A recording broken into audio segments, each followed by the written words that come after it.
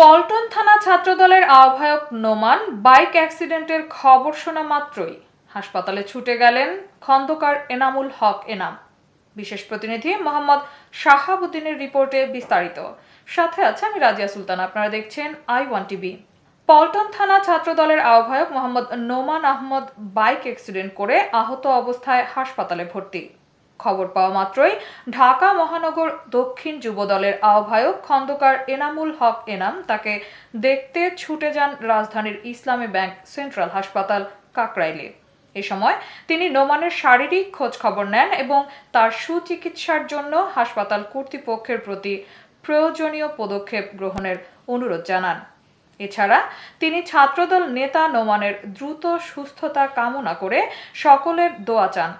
বর্তমানে নোমান ইসলামী bank central হাসপাতালে চিকিৎসাধীন রয়েছেন। এতক্ষণ সঙ্গে থাকার জন্য ধন্যবাদ। i1 টিভি নিয়মিত আপডেট পেতে ভিজিট করুন আমাদের ওয়েবসাইট, ফেসবুক, ইনস্টাগ্রাম ও ইউটিউব চ্যানেলে।